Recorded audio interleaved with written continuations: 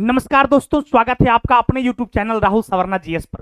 दोस्तों, आज से आपका एक साइंस में एक नए तरीके के सीरीज आपके सामने लाए हैं और वो क्या है तो आपका बीपीएससी, बीएसएससी, बिहार दरोगा, बिहार पुलिस, यानी आप यदि बिहार के एग्जाम को क्रैक करना चाहते हैं, आप चाहे वो बीपीएससी के एग्जाम क्रैक करना चाहें या बीएसएससी या दरोगा का, तो इसमें क्वेश्चन बैंक और लेटेस्ट क्वेश्चन जो आपसे एग्जाम में पूछा जा रहा है अन्य प्रतियोगी परीक्षा में, जो बिहार में खासकर एग्जाम हो रहा है, तो इन सारे क्वेश्चन का कलेक्शन लेकर, एक बेहतर क्वेश्चन का कलेक्शन लेकर हम आपके सामने आए हैं और उम्मीद करते हैं कि आपको यह सेशन जो है आपके एग्जाम के दृष्टिकोण से आपका बहुत ज्यादा सपोर्ट करेगा। पेन दीजिए।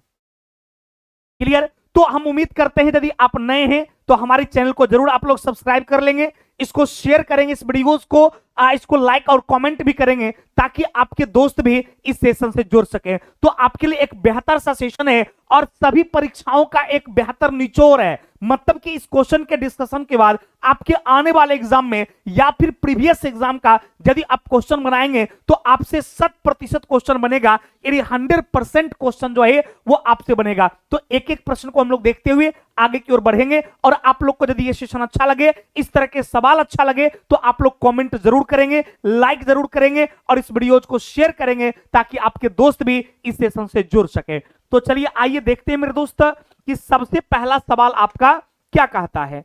तो सबसे पहला सवाल है, यहां पर हम लोग देख रहे हैं कि मोह स्केल से निम्नलिखित में से किसका मापन किया जाता है। यानी यहां पर मोह स्केल के बारे में है कि आपका मोह स्केल जो है इससे किसको मापते हैं। तो आपका मोह स्केल जो है इसकी सहायता से चट्टान की कठोरता को मापा जाता है। यानी एग्जाम में यह सवाल पूछा गया है और बहुत ही ज्यादा इंपॉर्टेंट सवाल है। और किसको किससे मापते हैं, इससे संबंधित सवालें जो है वो आपसे एग्जाम में कई बार पूछा गया है अलग अलग तरीके से यूज करके। तो आप ध्यान रखेंगे, जैसे यहां पर आपने देखा कि चट्टान की कठोरता को मापने के लिए हम लोग मोह स्केल का प्रयोग करते हैं, उसी तरीके से कभी कभी पूछा जाता है कि भूकंप की तीव्रता को मापने के लिए किसका यूज किया जाता है या पृथ्वी की आयु ज्ञात करने के लिए किसका यूज किया जाता है। तो याद रखेंगे, यदि एग्जाम में आपसे पूछा जाए कि भूकंप की तीव्रता, पूछा जाए कि भूकंप की तीव्रता को मापने के लिए आप किसका यूज करते हैं, तो याद रखेंगे भूकंप की तीव्रता को मापने के लिए रिएक्टर स्केल का प्रयोग करते हैं। किस स्केल का भाई? तो भूकंप की तीव्रता को मापने के लिए हम लोग रिएक्टर स्केल का प्रयोग करते हैं। इसी तरीके से यदि सवाल आपसे पूछता है कि बताइए कि बादल की गति को मापने के लिए किसका प्रयोग करते हैं, तो बादल की गति को मापने के लिए नेफ्रोमीटर का प्रयोग करते हैं। किसका प्रयोग करते हैं भाई? तो नेफ्रोमीटर का प्रयोग करते हैं। या फिर यहां पर था कि आकाशीय पिंड की दूरियां मापने के लिए किसका यूज किया जाता है, तो आकाशीय पिंड की दूरी को मापने के लिए प्रकाश वर्ष का प्रयोग किया जाता है। यानी कहेंगे सर ये प्रकाश वर्ष क्या है, ये लाइट ईयर क्या है, तो प्रकाश वर्ष दूरी मापने की एक यूनिट है। इससे काफी लंबे लंबे, काफी बड़े बड़े डिस्टेंस को मापा जाता है। जैसे दो तारों के बीच की दूरी हो गया, सूर्य से पृथ्वी के बीच की दूरी हो गया, पृथ्वी से चंद्रमा के बीच की दूरी हो गया। तो इस तरीके से बड़े बड़े दूरी को मापने के लिए हम लोग किसका यूज करते हैं, तो प्रकाश वर्ष का यूज करते हैं। यानी हम लोग जो है लाइट ईयर का प्रयोग करते हैं। किसका प्रयोग करते हैं भाई? तो हम लोग लाइट ईयर का प्रयोग करते हैं, यानी हम लोग प्रकाश वर्ष का उपयोग करते हैं। तो इस तरीके से आप देखेंगे तो ये क्लियर हो गया कि प्रकाश वर्ष दूरी मापने की एक इकाई है जिसकी सहायता से खगोलीय दूरी को, यानी बड़े बड़े डिस्टेंस को मापा जाता है। इसी तरीके से कभी कभी आपसे पूछा जाता है कि बताइए कि हवा की गति को मापने के लिए हम लोग किसका यूज करते हैं, तो याद रखिएगा हवा की गति को मापने के लिए एनीमोमीटर का प्रयोग किया जाता है। किसका प्रयोग भाई? एनीमोमीटर का।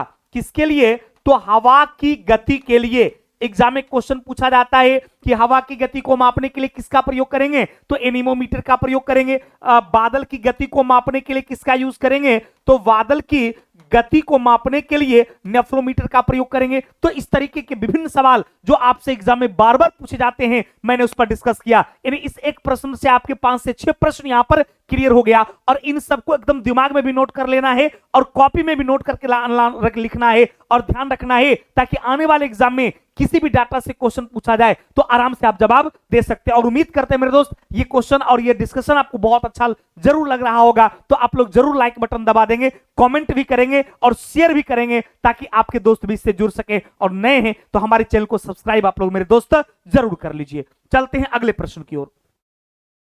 अगला प्रश्न कहता है कि निम्नलिखित लवणों में से सागरीय जल की लवणता किसके बारे में, यह समुद्रीय जल की लवणता के बारे में सवाल है कि बताइए कि सागरीय जल की लवणता में किसका अधिकतम योगदान होता है। तो सबसे पहले यहां पर आपको जानना पड़ेगा मेरे दोस्त कि आखिर सागर में लवणता आती किसकी वजह से है, तब उसमें देखेंगे सबसे ज्यादा किसका यूज है। तो ध्यान रखेंगे सागरीय जल में यदि लवणता की बात किया जाए तो आपका सोडियम क्लोराइड हो गया, चाहे वो आपका मैग्नीशियम क्लोराइड हो गया, आपका कैल्शियम क्लोराइड हो गया, या फिर आपका sodium sulphate Na2SO4 sodium sulphate हो गया, या फिर आपका मैग्नीशियम सल्फेट हो गया, या फिर आपका मैग्नीशियम क्या कहते हैं ये क्लोराइड हो गया। तो इस तरीके से आपका ये सब आंसर हो सकता है, आपका सोडियम क्लोराइड, मैग्नीशियम क्लोराइड, ये सब। लेकिन इनमें से सबसे ज्यादा की बात करेंगे, क्योंकि सवाल था कि किसका सबसे अधिक योगदान है, तो याद रखिएगा इसमें सबसे ज्यादा योगदान जो है वो आपका NaCl का है।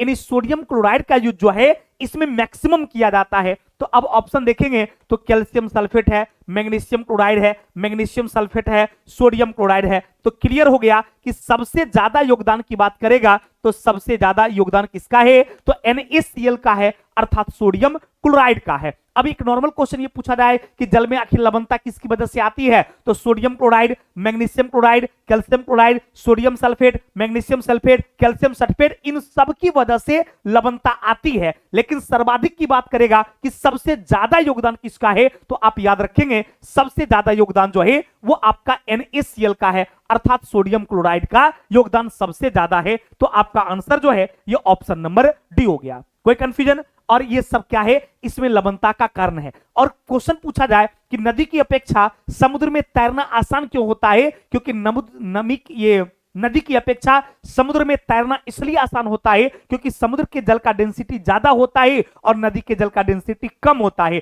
तो चूंकि डेंसिटी समुद्र के जल का ज्यादा है अतः वहां पर तैरना बहुत आसान है, और नदी के पानी का डेंसिटी कम होता है अतः यहां तैरना क्या होता है, कठिन होता है। क्लियर बाबू? कोई कंफ्यूजन?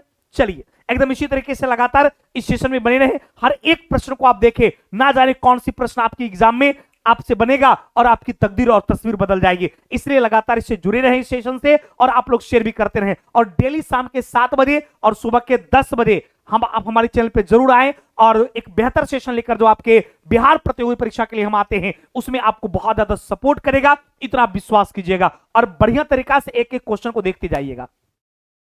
अगला है कि निम्नलिखित में से कौन सा जल लवणता प्रवणता को दर्शाता है, यानी जल लवणता प्रवणता को दर्शाने वाले इसमें से कौन है, तो इसमें से आपका हेलोक्लाइन, यानी ये जो आपका हेलोक्लाइन है ये क्या करता है, तो ये जल की लवणता को की प्रवणता को दर्शाता है। जैसे थर्मोक्लाइन के माध्यम से जलीय तापमान को दर्शाया जाता है, जैसे कि सूर्य का प्रकाश जब पानी पर पड़ती है तो पानी गर्म हो जाता है, तो उस जलीय टेम्परेचर को कौन दर्शाता है, जलीय तापमान को थर्मोक्लाइन।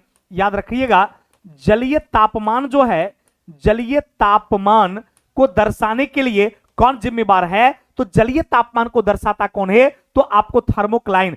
पिक्नोक्लाइन क्या होता है कि कुछ जगह का पानी गर्म और नीचे वाले भाग का पानी ठंडा, तो उसके बीच का जो लेयर है उसको कहा जाता है पिक्नोक्लाइन। तो इस तरीके कभी से आपको थर्मोक्लाइन के बारे में, कभी हेलोक्लाइन के बारे में, कभी पिक्नोक्लाइन के बारे में आपसे एग्जाम में क्वेश्चन पूछा जाता है। तो इन सारे क्लाइन को ध्यान में रखेंगे, चूंकि ये तीनों बहुत ज्यादा इंपॉर्टेंट है और आपसे एग्जाम में कई बार पूछा भी गया है। अगला यदि बात करते हैं कि मानव गतिविधियों से परिवर्तित पर्यावरण क्या कहलाता है, देखिए ध्यान देना, कहता है कि मानव गतिविधि से परिवर्तित पर्यावरण, यानी मानव गतिविधि से, अर्थात आपको पता है कि मनुष्य एक बुद्धिजीवी प्राणी है और इससे संबंधित जो आपका पर्यावरण के पार्ट्स हैं उसको क्या कहा जाता है, तो उसको कहा जाता है एंथ्रोपोजेनिक पर्यावरण, अब कहेंगे सर ये एंथ्रोपोजेनिक का मतलब क्या होता है? इसका मतलब होता है मानव शास्त्रिक। इसका मतलब होता है मानव शास्त्री, अर्थात पर्यावरण की वो शाखा, इन्वायरमेंट का वो शाखा जिसमें हम मानवीय परिघटनाओं के बारे में, हम मानवीय परिवर्तनों के बारे में स्टडी करते हैं। और वो भी चूंकि मानव बुद्धिजीवी है और उसका स्टडी किसमें किया जाता है? तो मानव शास्त्र को हम लोग इंग्लिश में बोलते हैं एंथ्रोपोलॉजी। तो वो चूंकि एंथ्रोपोलॉजी में हम लोग स्टडी करते हैं, मानव शास्त्र के बारे में हम लोग अध्ययन करते हैं, तो आपका आंसर जो है एंथ्रोपोजेनिक पर्यावरण हो जाएगा, अतः मानव शास्त्रीय पर्यावरण हो जाएगा। इसका आंसर ऑप्शन नंबर बी हो गया।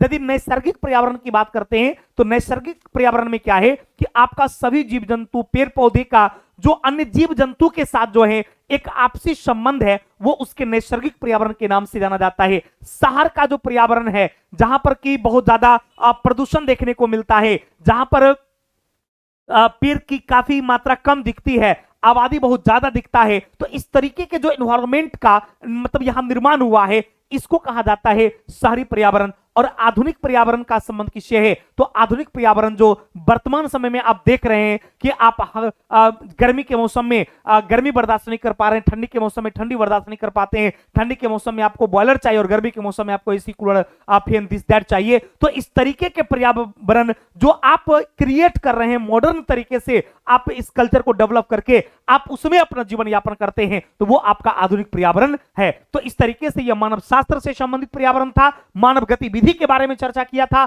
इसलिए आपका आंसर हो जाएगा एंथ्रोपोजेनिक। और एंथ्रोपोलॉजी जो है विज्ञान की एक शाखा है जिसमें हम लोग मानवों का स्टडी करते हैं, तो इसलिए उसको मानव शास्त्र कहा जाता है, यानी एंथ्रोपोलॉजी के नाम से जाना जाता है। क्योंकि बायोलॉजी में आप देखेंगे इसको कि कई एक भागों में इसको डिवाइड कर दिया गया है सबके स्टडी को आसान करने के लिए। जैसे सिर्फ प्लांट्स के बारे में आप पढ़ते हैं तो उसको बॉटनी बोलते हैं, सिर्फ एनिमल के बारे में पढ़ते हैं तो उसको आप जूलॉजी बोलते हैं, यदि आप क्या कहते हैं ये ब्लड के बारे में पढ़ते हैं तो उसको हार्मेटोलॉजी कहा जाता है, यदि आप बुढ़ापे के बारे में पढ़ते हैं तो उसको जेरोंटोलॉजी कहा जाता है, यदि आप बच्चों के बारे में पढ़ते हैं तो उसको न्यूनेटोलॉजी कहा जाता है। तो इस तरीके से विज्ञान की कई एक शाखाएं जो है वो तैयार की गई है, और जितनी भी शाखा का नाम मैंने अभी बताया इन सबको दिमाग में रखिएगा। जैसे कि जीव जंतु और ये पेड़ पौधे के बीच के आपसी संबंध की बात करेगा तो उसको इकोलॉजी कहा जाता है। यदि बच्चों के अध्ययन की बात करेगा नवजात शिशु के तो उसको कहा जाता है जर्नेटोलॉजी, उसको कहा जाता है जर्नेटोलॉजी कहा जाता है।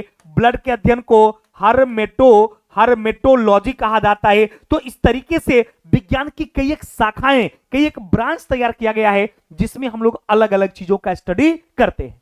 क्लियर बाबू?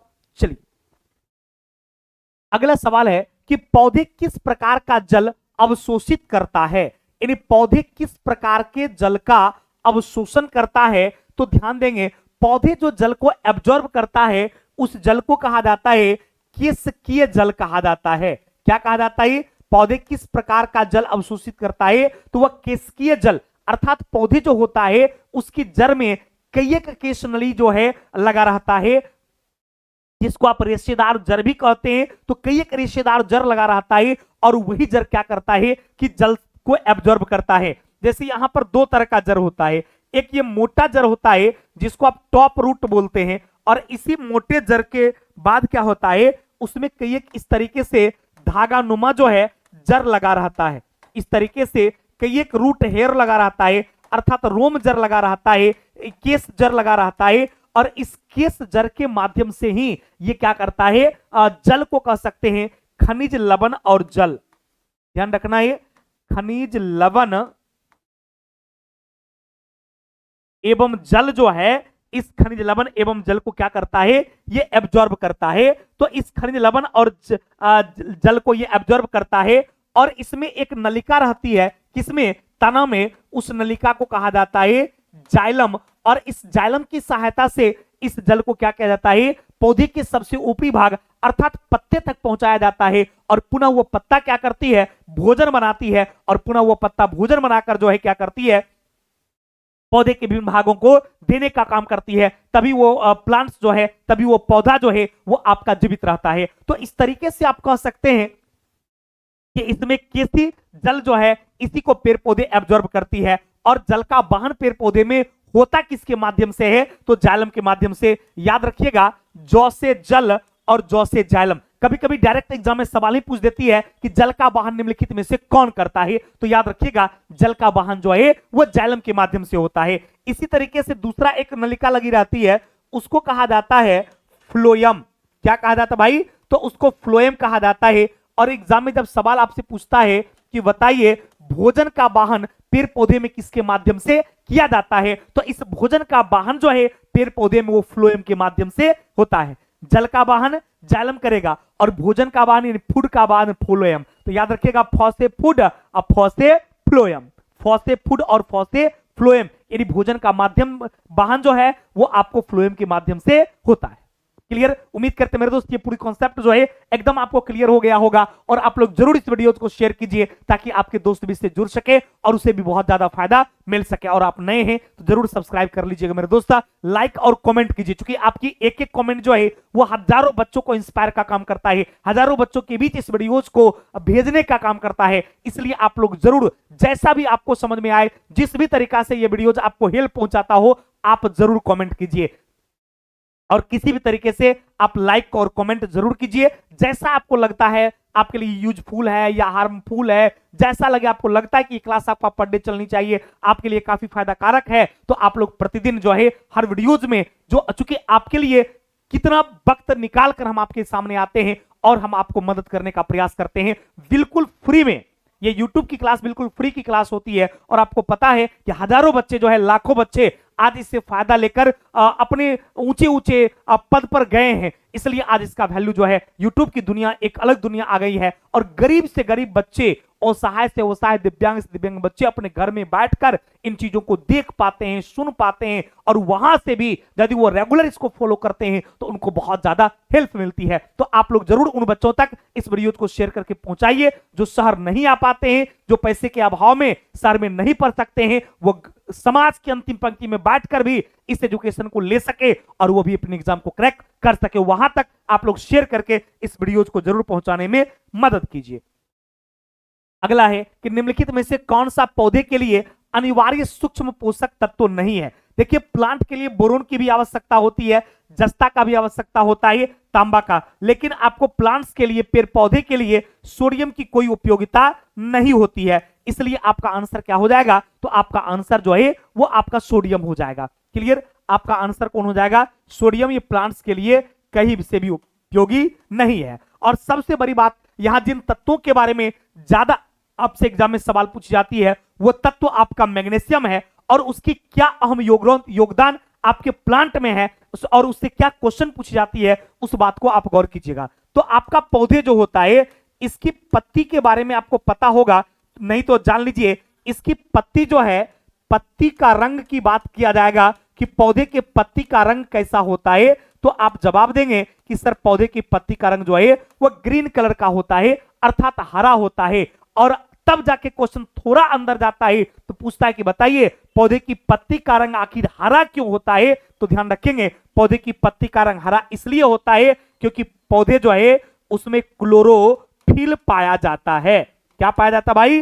क्लोरोफिल पाया जाता है। यानी ये फर्स्ट स्टेप का क्वेश्चन था कि पौधे का रंग कैसा होता है, सबको पता हरा होता है। लेकिन अब आपसे एग्जाम में ये सवाल पूछा जाएगा, ये मॉडरेट टाइप का क्वेश्चन होता है कि आखिर पौधे की पत्ती का रंग हरा ही क्यों होता है? तो आप आंसर क्या देते हैं? क्लोरोफिल के कारण, अर्थात हिंदी में इसको कहा जाता है हरित लवक। क्या कहा जाता भाई? इसको कहा जाता है हरित लवक। यानी इस हरित लवक के कारण जो है पौधे की पत्ती का रंग हरा होता है।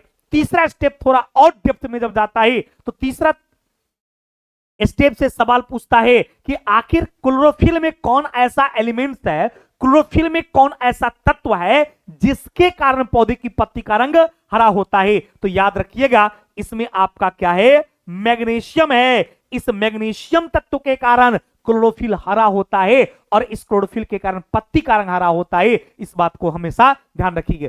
तीसरा जो पौधे का सवाल होता है, फल और फूल के बारे में पूछता है कि बताइए फल और फूल जो है ये रंग बिरंगे क्यों होता है? रंग बिरंगे क्यों होता है मींस दैट ये कि प्लांट्स में जो फल फूल है वो अलग अलग रंगों में क्यों होता है, इसका क्या कारण है? तो आप जान लेंगे वो अलग अलग रंग में इसलिए होता है क्योंकि उसमें वर्णी लवक पाया जाता है। कौन सा लवक भाई? वर्णी लवक पाया जाता है और इस वर्णी लवक के कारण ही फल और फूल के अलग अलग रंग होते हैं। अब यदि सवाल पूछा जाए कि सर ये वर्णी लवक क्या है, तो इसको कहा जाता है क्रोमोप्लास्ट। क्या कहा जाता है भाई?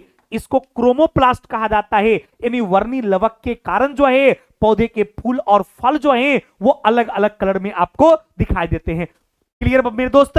ये पूरी कॉन्सेप्ट क्लियर हो गया एकदम। आप लोग इसी तरीके से लगातार इस सेशन को देखते रहिए, एकदम लास्ट क्वेश्चन तक आप मेरे साथ बने रहिए और इसको शेयर अपने ग्रुप में जरूर कीजिए। चाहे आप फेसबुक चलाता हो, चाहे आप इंस्टाग्राम चलाते हो, चाहे आप नहीं यूट्यूब जो भी चलाते होंगे, आप इस वीडियो को जरूर शेयर कीजिए, इस लिंक को शेयर कीजिए ताकि आपके दोस्त जो गांव में समाज की अंतिम पंक्ति में बैठकर सफलता की को संयोग कर दिख रहा है, उसकी सफलता जो है उसके कदम चूमे और वो भी सफल हो जाए। आप लोग तो समाज की सेवा का मतलब ये सिर्फ नहीं होता है कि हम किसी को 2 रुपया दे दें, नहीं, समाज की सेवा का मतलब ये भी होता है कि जिससे उसको फायदा हो जाए ऐसा काम हम लोग उसके लिए कुछ कर दें। तो समझिए ये सेवाएं नहीं, शिक्षक की पेशा ऐसे भी समाज सेवा का काम माना जाता है। और आज हम अपने दिन भर की इस क्लास के दौरान, ऑफलाइन ऑनलाइन की भागदौड़ के दौरान भी हम आपके लिए डेली जो है सुबह के 10 बजे और शाम के 7 बजे यदि वीडियोज लेकर आते हैं तो कहीं ना कहीं आपके सेवा की भावना हम में है। और मैं प्रयास करता हूं कि इस तरीके से लगातार आप लाइक और कमेंट करके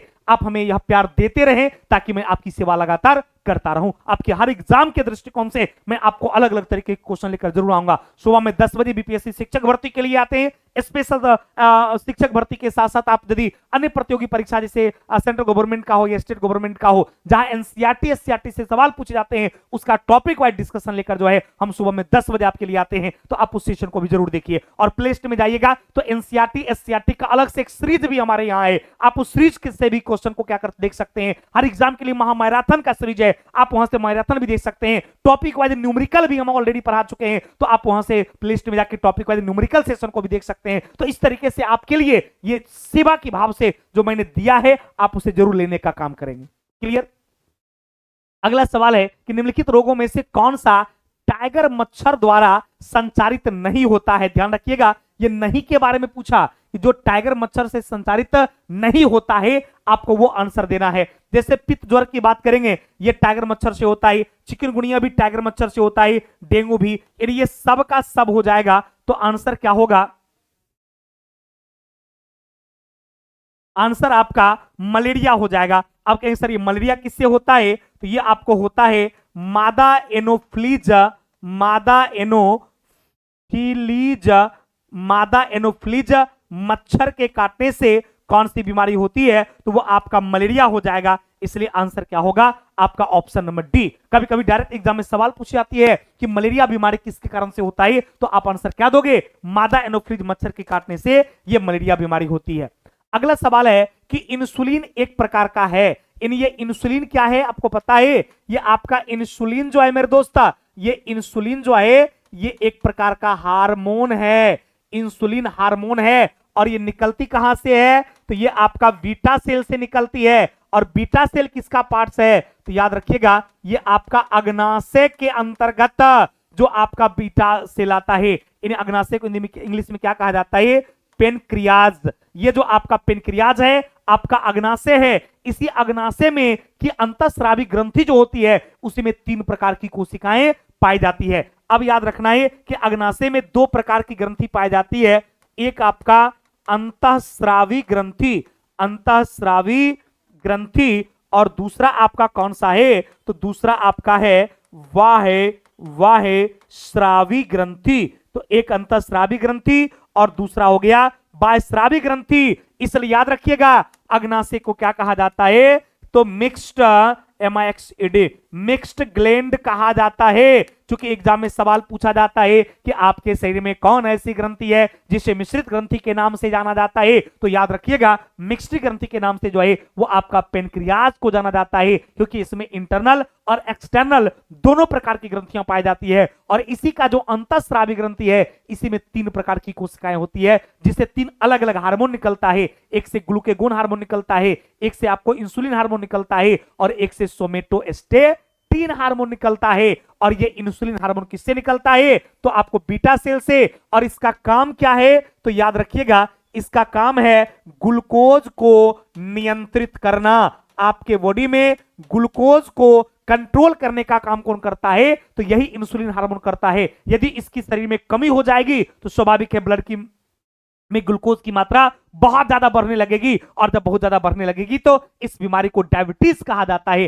अर्थात इंसुलिन क्या है? तो ये एक प्रकार का हार्मोन है जिसके बारे में मैंने अभी काफी डिटेल्स में आपको समझाया, और उम्मीद करते हैं ये सारे पॉइंट्स आपके दिमाग में रहेंगे। और यदि आप लेट से सेशन में जुड़ते हैं तो आप लोग शुरू से A to Z क्वेश्चन को जरूर आप लोग देखा कीजिए। हर एक क्वेश्चन जो है वो आपके लिए बहुत कारगर साबित होगी। ना जाने कौन प्रश्न आपकी तकदीर और तस्वीर को बदल दे। तो क्लियर हो गया कि इंसुलिन एक प्रकार का हार्मोन है जो बीटा सेल से निकलती है, पेनक्रियाज से निकलती है। पेनक्रियाज में दो तरह की ग्रंथियां होती है, एक को अंतःस्रावी और दूसरे को बाह्यस्रावी कहा जाता है। और पेनक्रियाज एक मिक्स्ड ग्रंथि है, मिश्रित ग्रंथि है, क्योंकि इसमें अंतःस्रावी बाह्यस्रावी दोनों प्रकार की ग्रंथियां होती है। अगला, निम्नलिखित में से कौन एक पादप हार्मोन नहीं है? तो मैंने अभी आपको बताया था कि इंसुलिन जो है ये एनिमल हार्मोन है। ये एनिमल हार्मोन है। ये किसमें पाया जाता है? तो ये पाया जाता है आपको पेनक्रियाज में। किसमें पाया जाता भाई? ये पेनक्रियाज में पाया जाता है। ये एनिमल हार्मोन है। तो पादप हार्मोन नहीं पूछ रहा था, तो आंसर हो जाएगा इंसुलिन। जबकि साइटोकिनिन की बात करेगा, जिब्रेलिन की बात करेगा, इथिलीन की बात करेगा, ये तीनों का तीनों जो है ये पादप हार्मोन में आता है। और पादप हार्मोन में जो है इसके अलग अलग कार्य भी हैं। जैसे साइटोकिनिन की बात किया जाए तो ये पौधे की सेल में को डेवलप करता है। ये साइटोकिनिन क्या करता है? पौधे के सेल को डेवलप करता है, जिससे पौधे की गोलाई और मोटाई जो है वो काफी ज्यादा बढ़ने का काम करती है। जिब्रेलिन क्या करता है? ये पौधे को डेवलप करता, विकसित करता है। और इथिलीन क्या करता है? तो ये पौधे को के फल जो हैं उसको पकाने में काफी ज्यादा सपोर्ट करता है। क्लियर? तो ये सब हार्मोन जो है प्लांट हार्मोन था जिसकी अलग अलग उपयोगिता थी। अगला, कि शरीर में अतिरिक्त ग्लूकोज ग्लाइकोजेन में परिवर्तित होकर भंडारित रहता है। ये आपका ग्लूकोज जो ग्लाइकोजेन में कन्वर्ट होता है तो ये आपका यकृत, जिसको आप हिंदी में क्या कहते हैं? जिगर भी कहते हैं, या इसी को इंग्लिश में क्या कहा जाता है? लीवर भी कहा जाता है। तो ये कहां स्टोर रहता है? तो आपके बॉडी के लीवर में, जो कि आपके शरीर की सबसे बड़ी ग्रंथि भी है। तो आपका आंसर क्या हो जाएगा? आपका आंसर लीवर होगा। इसको क्या कहा जाता है?